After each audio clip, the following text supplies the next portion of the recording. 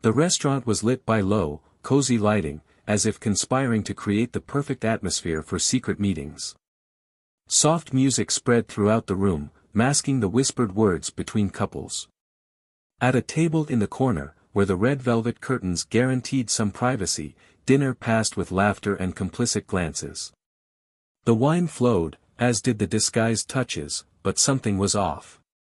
I handed the papers over to the table, between the main course and dessert.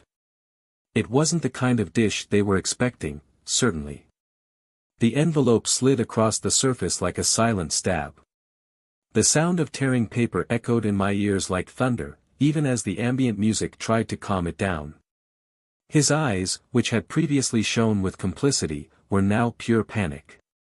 She looked at the document, then looked at me, and her lover, confused, tried to say something, but only stuttered. "Are you kidding?" she finally managed to say, her voice thick with disbelief. "There's no joke here.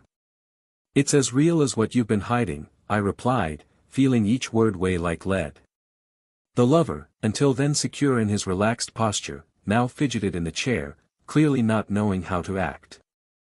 He tried to intervene, his voice weak as if the wine had robbed him of his courage. "Man, maybe we should talk." Talking? Talking is something honest people do before sneaking off to romantic dinners with married women, I shot back, my voice calm but sharp. The air around the table felt heavier. I could feel the curious looks from the other tables, even if they tried to hide it. She leaned in, desperate. "Please, you don't understand. This isn't what it seems." Wasn't that what it seemed? I looked at her lover, his hands still resting near her like they were magnets. I looked at her, her expression wavering between regret and indignation. And then I remembered the last few months. Of all the lame excuses. From the cell phone that she hid with more care than any treasure. Of the smiles that were no longer for me. Wasn't that what it seemed? Of course it was. "I understand more than you know," I declared, feeling the weight of each word fall onto the table. And then I got up, leaving them with the papers and a bill they clearly didn't expect to pay. As I walked outside, the restaurant seemed to have stopped in time. The faces I encountered seemed caught between curiosity and someone else's shame. The sound of her heels behind me echoed like the clumsy flapping of a panicked bird's wings. "Please wait," she shouted when she finally reached me outside. His voice broke a little, perhaps due to the coldness of the wind or the situation itself. "I can explain." "Explain what?" I asked, turning on my heel to face her. "Explain why you were here with him. Explain why you lied all these months. Explain why I was the last to know our marriage was over." She hesitated, her mouth opening and closing as if the words were slippery fish, hard to catch. The lover stood at the door of the restaurant, without the courage to approach, observing the scene like a pathetic supporting character. His presence was a stark reminder of what had happened. "I love you," she finally exclaimed, her voice breaking, tears streaming down her face. "I swear I love you. That was a mistake. A stupid mistake. A mistake." As if months of betrayal could be reduced to a single word.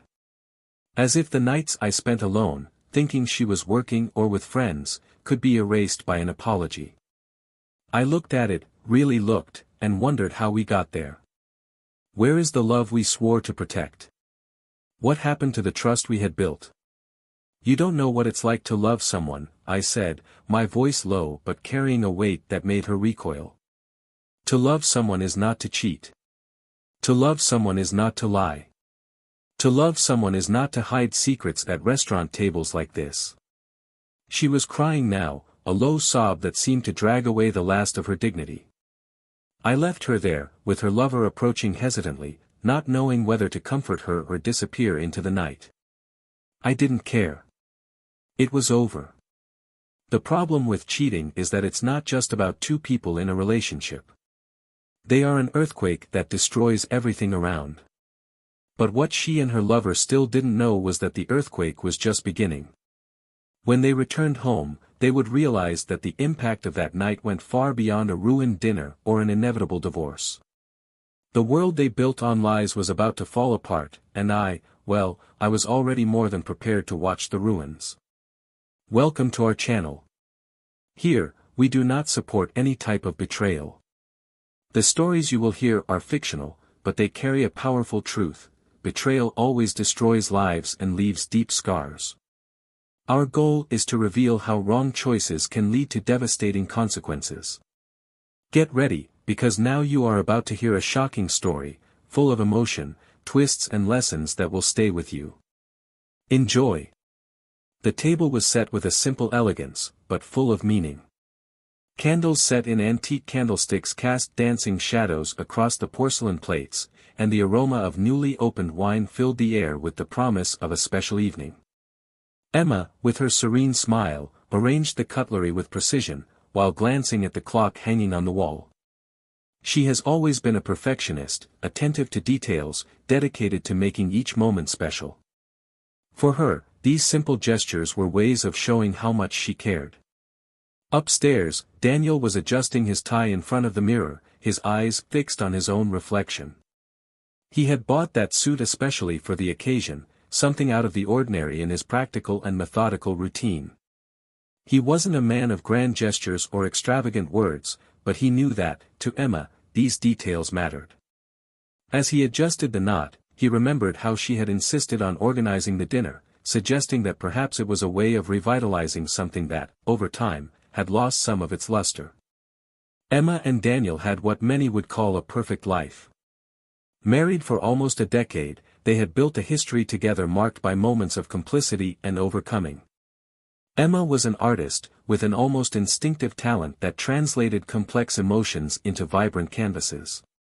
His studio, attached to the house, was his refuge. There, brushes and paints were silent companions that witnessed his moments of inspiration and introspection. For Emma, the studio was more than a workspace, it was a place where she could be completely herself. Daniel, on the other hand, was a businessman. His career required him to have an analytical mind, rigorous schedules and, often, extensive travel.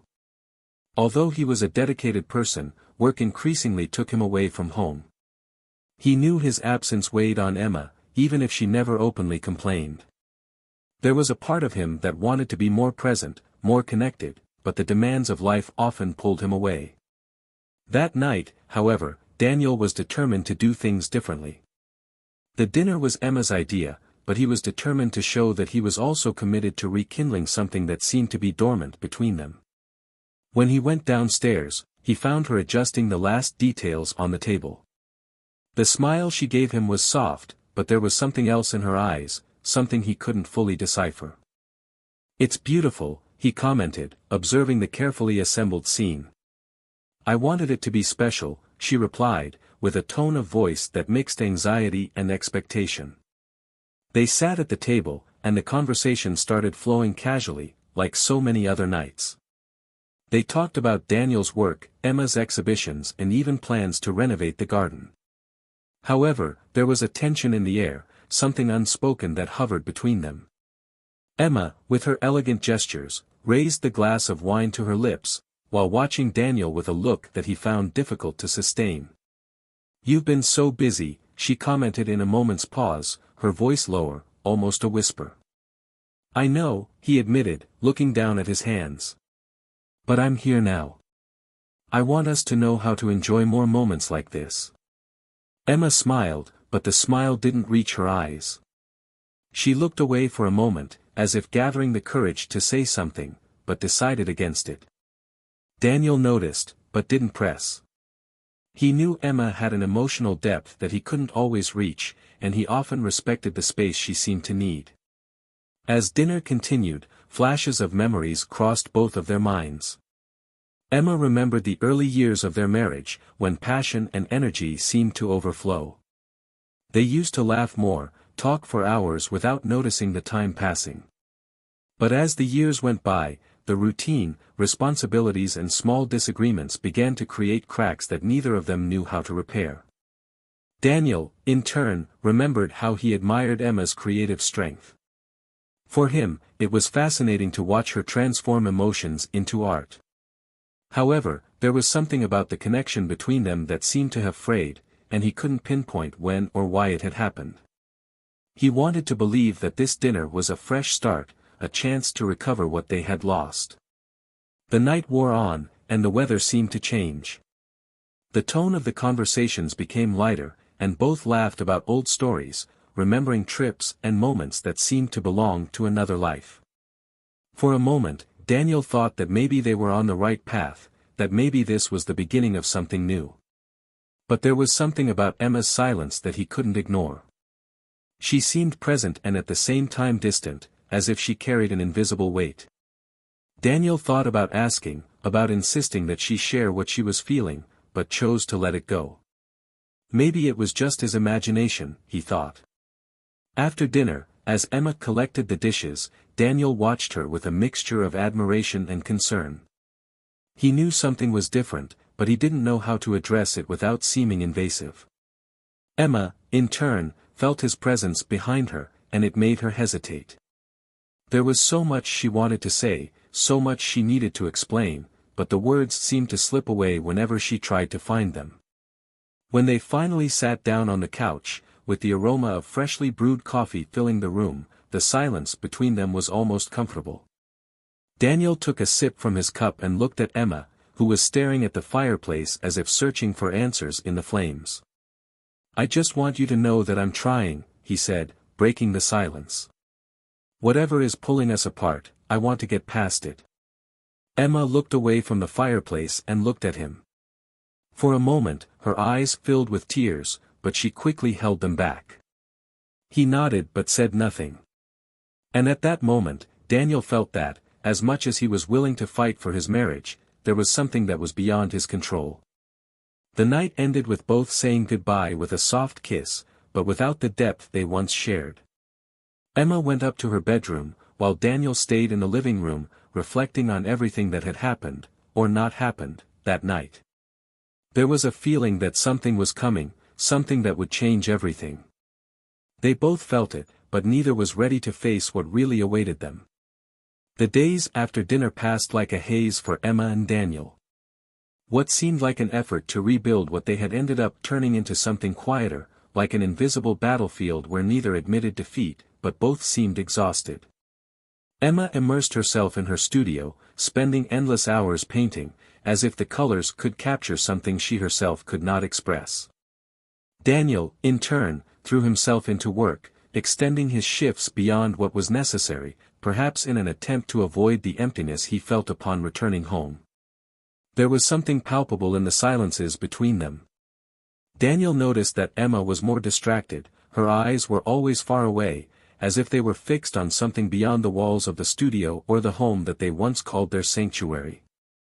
He knew something was wrong, but he couldn't face it directly. Every time he thought about asking what was happening, an invisible barrier rose, as if the words were swallowed by a fear he couldn't name. One afternoon, while organizing documents in his office, Daniel's phone vibrated. He wasn't the type to snoop, but the notification caught his attention. It was a message from Emma, sent to him by mistake. "I still think about our next time. Yesterday was incredible." Daniel was paralyzed.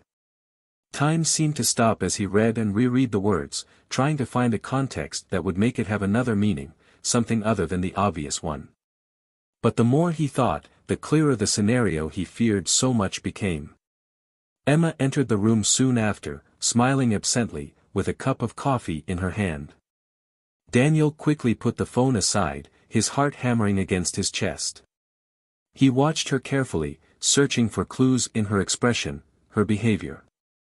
But she seemed so calm, so oblivious to the heaviness that now hung in the room, that for a moment he almost doubted himself.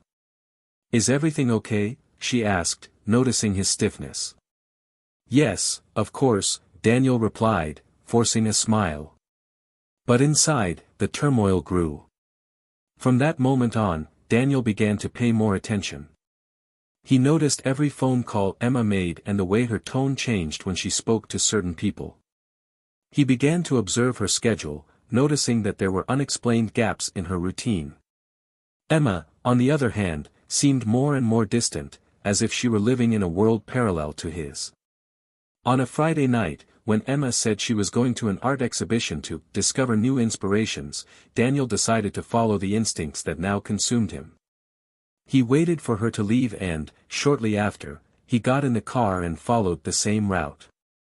His hands were firmly on the steering wheel, but his mind was wavering between disbelief and anger. He didn't know what he expected to find, but he knew he needed answers.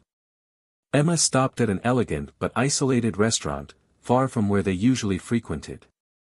Daniel parked at a distance and watched as she entered, her posture casual but her expression filled with something he didn't recognize.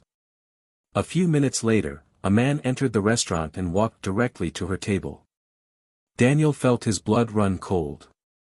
He couldn't see their faces clearly, but the gestures were unmistakable, the light touch of her hand, the intimate smile, the kind of body language that should belong exclusively to the couple. Without thinking, Daniel got out of the car. Every step towards the restaurant seemed to echo like thunder in his mind. He knew that once he opened that door, there would be no turning back. And yet, he continued. Upon entering, Emma's eyes widened. The man sitting in front of him turned, and the smile disappeared from his face. "Daniel?" Emma said, her voice fragile, barely audible. He didn't respond immediately. He looked at the two, studying every detail, as if he wanted to engrave that image in his memory. The man shifted uncomfortably in his chair, but said nothing. "So this is where you find your inspiration," said Daniel, his voice filled with sarcasm that masked the pain in his chest. Emma opened her mouth to respond, but no words came out. The man finally stood up, muttering something about leaving to let them talk, but Daniel blocked his path. "You stay. I want to hear what you both have to say," he said, looking at the stranger with a firm gaze. The silence that followed was unbearable. Emma finally found her voice, but all she could say was, "I can explain." Daniel laughed, a bitter laugh that seemed to cut through the air like a blade. "Explain what? That this is some kind of misunderstanding? That he's here by chance?" "It's not that simple," she began, but he raised his hand, interrupting her. "Simple? Nothing about this is simple, Emma. I trusted you. I dedicated my life to us. And now I'm here, testifying to what you think might be justified." The man tried to intervene, but Daniel silenced him with a look. He turned to Emma again, now with his voice low, almost a whisper. "I just want to know one thing, why?" Emma couldn't respond. Tears began to stream down her face, but Daniel no longer felt compassion. He turned to leave, but stopped at the door, looking back one last time. "You both deserve what's coming to you." And then he left, leaving Emma and the man sitting there, immersed in a heavy silence full of consequences they could not yet predict. However, deep down, Daniel knew the worst was yet to come.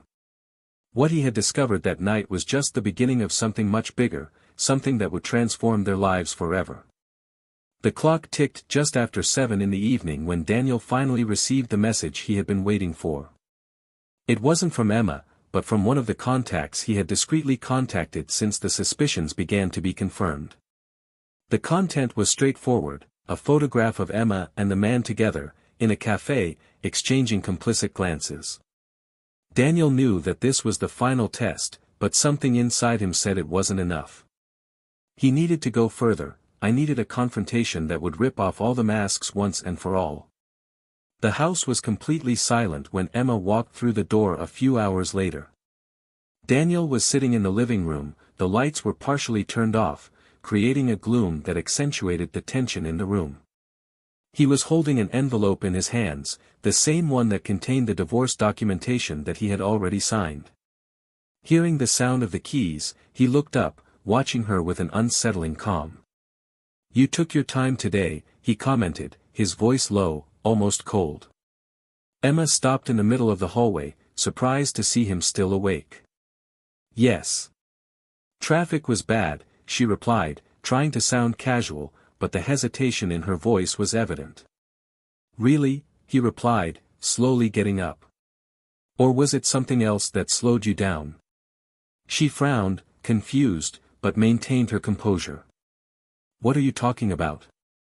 Daniel took a few steps towards him, still holding the envelope. I tried to give you space, Emma. I tried to understand what was happening. But now I realize that while I was searching for answers, you had already made your choices. You're not making sense, she said, looking away. I'm not. He insisted, opening the envelope and throwing the photos on the table between them. The images slid out like a silent confession, spreading across the glass top. Emma's eyes widened when she saw the captured scenes, but said nothing. His silence was more revealing than any explanation. For how long? He asked, crossing his arms, trying to control the tremor that was beginning to rise in his voice. Emma took a deep breath, closing her eyes as if seeking courage. It wasn't supposed to be like this, but it was, Daniel interrupted. So tell me. How long? Months, she admitted, almost in a whisper. The word hung in the air, heavy and irreversible. The pain on Daniel's face was undeniable, but there was something more. A silent determination, a strength he didn't know he possessed until that moment. You lied to me, Emma. He betrayed me in ways I never imagined possible. But you know what hurts even more? He paused, approaching her. It's just that you thought I would never find out. That I was so blind, so naive, that you could carry this on forever. I didn't want to hurt you, she said, tears finally streaming down her face. I was lost, Daniel. And he appeared at a moment when I didn't know what to feel anymore. So, that was it. You lost your way, and I paid the price.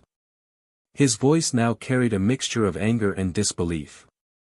I was here the whole time, Emma. I would have done anything for you. And instead of talking to me, you chose him. I know I made a mistake, she insisted, her eyes pleading for understanding. But that doesn't mean I don't love you. I don't know how things got to this point. I know how they got there, said Daniel, picking up another envelope that was on the table. He opened it and took out some papers, placing them in front of her. Because while you were busy with him, I was discovering the truth. And, you know, Emma, sometimes the truth is more devastating than a lie.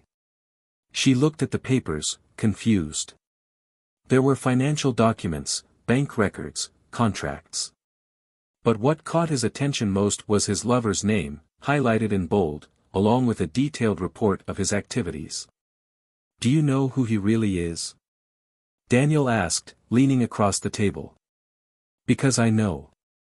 Emma shook her head, trying to understand. What are you talking about?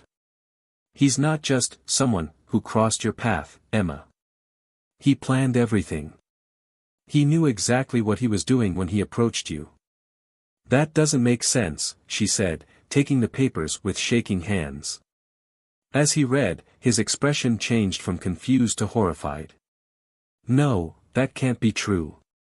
But it is, said Daniel, his voice filled with bitterness.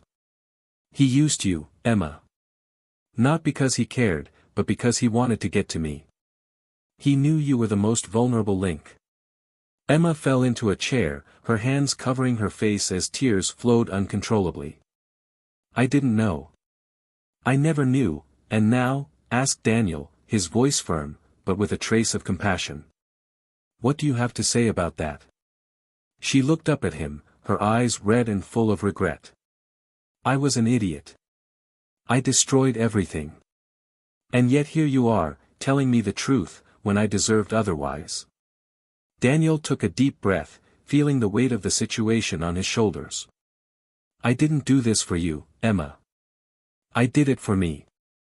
Because I deserve better than lies and betrayal. He grabbed his car keys and started walking towards the door. Emma tried to call out to him, but he raised his hand, silencing her. Don't say anything else. Just live with it, Emma. Live with what you made and the choices you made. And with that, he left, leaving her alone with the truth she never imagined facing. But for Daniel, that moment was not the end. It was just the beginning of something new, something he was ready to build, even if it meant starting from scratch. Emma sat on the living room floor, surrounded by scattered papers, while the night seemed to swallow the environment around her. Daniel's absence in the house was a tangible, almost oppressive void. The document still shook in his hands, as if the weight of the revelations were impossible to support. The tears continued to fall, but they brought no relief. It was a bitter cry, full of regret and despair. She reread the information once more, hoping the facts would turn into something different, but they remained brutal and unchanging. The person with whom she had shared so many moments, trusted in her most vulnerable moments, had manipulated her. He knew who she was from the beginning. It wasn't just a case of emotional or physical betrayal, but a meticulously constructed web to hurt Daniel. And she had been a centerpiece in that game. Meanwhile, Daniel drove aimlessly. The night seemed darker than ever, and the road before him was a blur of anger and exhaustion. He had left the house to avoid the explosion he knew could come, but the distance didn't lessen the weight of what he felt. He parked the car at a deserted gas station and stood there, staring at the steering wheel, as his mind revisited every detail of the past few months. There was a part of him that wanted to confront the man who destroyed his marriage, demand answers and, perhaps, justice. But there was another part that knew this wouldn't erase what happened. The damage was done. Trust was broken, not just between him and Emma, but also in his sense of security, in his belief that he could predict the intentions of those around him. Back at the house, Emma finally found the strength to move. She collected the papers and stored them carefully, as if hiding the evidence might diminish the reality they represented. She walked through the house, her footsteps echoing in the silence, every corner reminding her of what she had lost. The couch where they used to watch movies together, the kitchen where Daniel always stole a piece of food while she cooked. Everything seemed empty, a parody of the life they had before. She tried calling him, but the calls went directly to voicemail. The recorded message was the same as always, but now it seemed distant, almost cold. Emma didn't know if he would return or if that moment marked the definitive end. The weight of uncertainty was unbearable. Meanwhile, Daniel parked his car near a park where he used to run on weekends. He went out and sat on a wooden bench, looking at the shadows of the trees. The silence there was different, calmer, but it still offered no comfort. He started thinking about the future, about how he would rebuild his life. It wasn't just about leaving Emma behind, but about discovering who he was without the marriage that had defined so many years of his life. In his mind, her face continued to appear, sometimes with the smiles from before, sometimes with the devastated expression from the last conversation. He knew he loved her despite everything. But love, he now realized, was not enough to erase what had happened. The good memories weren't strong enough to undo the betrayal and the lies. Emma, in turn, began to write. It was something she hadn't done in years, but now words seemed to be the only way out of the turmoil inside her. She wrote about her guilt, about how she felt about Daniel, and about how she let herself be deceived. Each line was an attempt to organize her chaotic thoughts, to find some kind of redemption, if only for herself. As the hours passed, Daniel picked up the phone and dialed a number. It wasn't Emma's, but an old friend he hadn't seen in a while. I needed a familiar face, a conversation that wasn't weighed down by the weight of everything that had happened. The friend answered, surprised, but immediately willing to listen.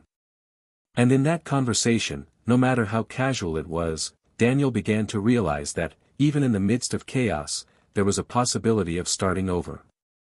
Emma spent the night awake, pacing the house. Every sound, every shadow seemed to amplify his loneliness. She mentally revisited all the choices that led her to that moment, trying to find the exact point where everything started to go wrong. But the truth was that there was no single moment, they were small decisions, one after another, each one pushing her further away from Daniel and closer to an abyss.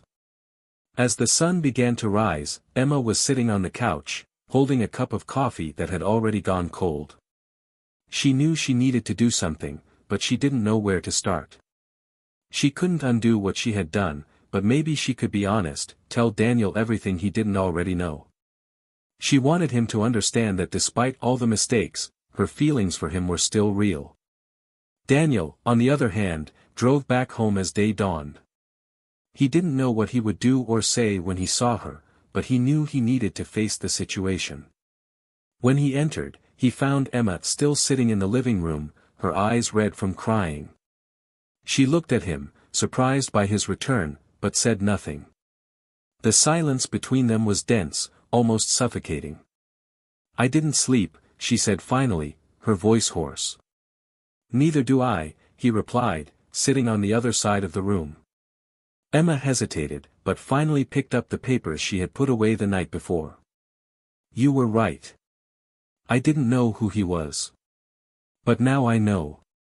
And I need you to know that even so, there are no excuses for what I did." Daniel looked at her, his eyes fixed on hers, as if trying to decipher each word before they were even spoken. He didn't respond immediately. Instead, he took a deep breath, trying to find something within himself that could make sense amidst the chaos. "I don't know what's going to happen now," he said finally. "But I know I can't continue as before. Something has changed. And honestly, I don't know if we can fix it." His words were a blow, but Emma knew they were true. She lowered her head, letting the tears fall silently.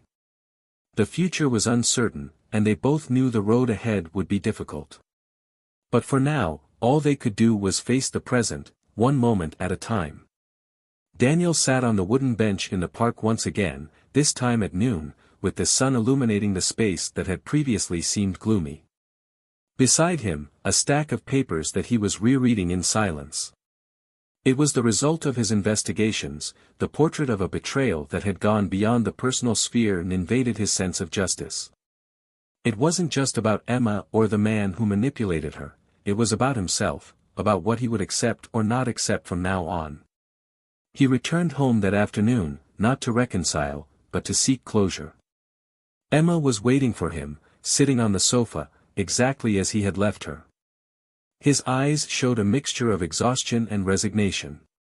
Between them there was an abyss that no words could fill. "I want to be honest with you now," she began, her voice thick with fragility. "I don't expect forgiveness.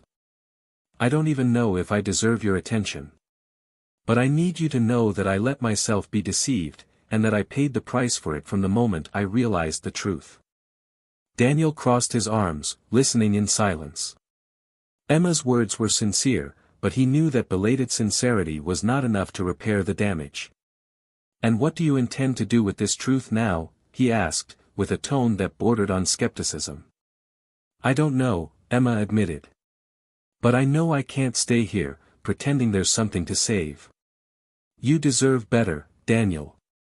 And honestly, I need time to understand who I am without the lies that have surrounded me."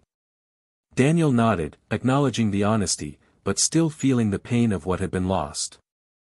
"I need space too," he said, almost in a whisper. "But, more than that, I need a fresh start. I'm no longer going to live with the shadow of what happened. I'm going to move on." He left the house with what was left of his dignity, carrying only the necessities. There were no more arguments, no more empty promises. Just the certainty that they both needed to find their own paths. For Emma, this meant facing her mistakes head-on and seeking purpose beyond the chaos she had created. For Daniel, it was an opportunity to rebuild his life without the fragments of a broken past. The months that followed brought drastic changes. Emma sold her house and moved to a small town, where she dedicated her time to teaching art at a local school. It was a way to reconnect with what he loved, but also to redeem himself by sharing something good with others. She carried with her the weight of her choices, but also a renewed determination to be someone better. Daniel, on the other hand, found a new beginning in an unexpected place. During a work trip, he met Clara, a lawyer with whom he connected in a genuine and natural way. Clara didn't ask invasive questions, but she also didn't shy away from difficult conversations. For the first time in years, Daniel felt like he could be completely honest without fear of judgment. Meanwhile, the man who manipulated Emma faced the consequences of his actions. Daniel, with the evidence in hand, exposed him to his own company in the local community, destroying his reputation. He did not seek revenge, but justice. The impact was devastating. He lost his job, his professional contacts, and any possibility of continuing his manipulations. For Daniel, it was the closing of a dark but necessary chapter.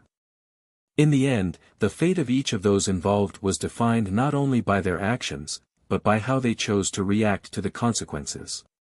Emma found a new way of living, accepting that her mistakes would always be part of her story, but they would not completely define her. Daniel, in turn, found the peace he was looking for, now alongside someone who valued sincerity in true partnership. And for the man who tried to destroy everything, only the emptiness of his choices remained. He had played big and lost, leaving himself trapped in the ruins he created. And now, we want to know what you thought of this story. Comment your opinion below, share your reflections on what happened and how each character chose to move forward. Don't forget to subscribe to the channel to follow more stories like this, and remember, this channel does not support any type of betrayal. Betrayal destroys lives, but it also teaches lessons that no one should have to learn the hard way. Until next time.